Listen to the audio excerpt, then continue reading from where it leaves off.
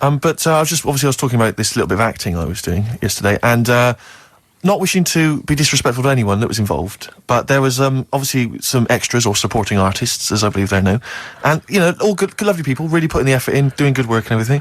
But there's this one guy I was stood next to, and he's quite a tall guy, not quite as tall as me, but tall guy, quite a good looking bloke, or whatever.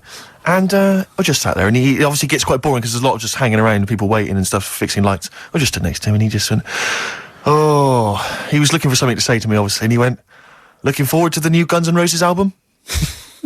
And I went, I didn't realise there was one on the way, actually. He went, yeah, obviously they, Slash won't be in it, because obviously Slash is no longer with them, but, bloody a sweet child of mine, one of my favourites, just started singing some of the songs.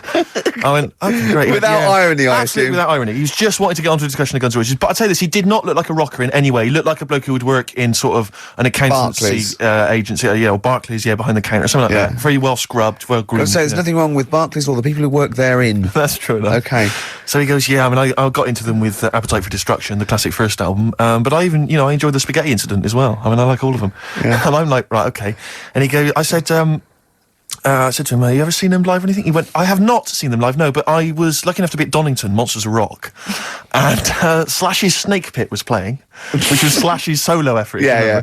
And he went, I've never been to those live gigs before, and I was down in the mosh pit. Oh man, and I was down there, and I'll tell you this, have you been in the mosh pit? I went, it's crazy down there. It's wild. A guy threw a punch at me, I punched him, knocked him straight out. He knocked me out. Someone this fight went off. Oh, it was amazing. I went, you're going to go back? He went, no, I won't, because once you've done something like that, you can never repeat the experience. Everyone there was dressed in black. I think I was the only guy wearing a white t-shirt.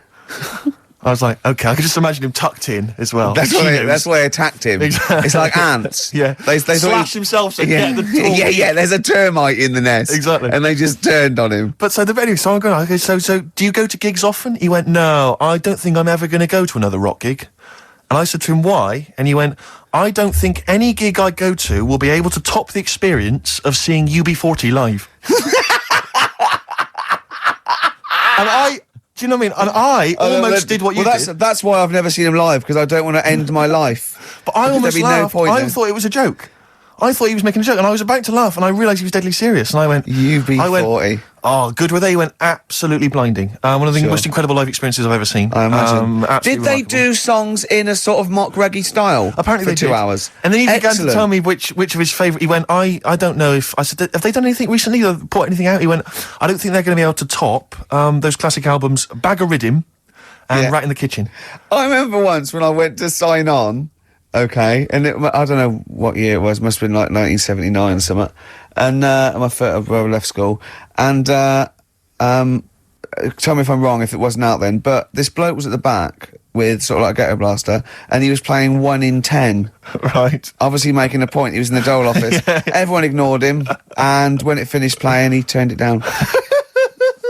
And he took a number and queued. The days when they were a protest. When was that? What year was that? What year did I... someone can pinpoint that for me. Phone in.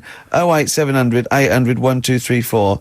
I know it had just come out. But what was amazing is when he said that about UB40 being the best live experience you've ever seen, it was one of those moments where you thought, I never thought I'd hear someone say that. Yeah. Do you know what I mean? I don't know why that... I can't understand what kind of person you are. I suddenly realised at that moment there was such a chasm between us. Is there anyone out there whose favourite band is UB40?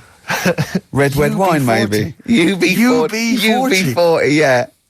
Oh, they're a great bunch of blokes, though. You see them, they crack me up when I see them interviewed. They're really funny. But once you've heard one, that's pretty much it, isn't it? Absolutely. I imagine. I mean, I don't know. Maybe I'm a Philistine. Maybe there's some hidden depths to them that we don't understand. Maybe some great tracks that you could point out if you're a big fan. Well, I'm never going to go and see him because... Why? No. Why sort of like top your experiences? Exactly. You know, because you're never going to better it. When I know I'm definitely dying, I'm going to go. You'll summon them to play for you. Yeah. Get me Labour of Love live. Do Right in the Kitchen.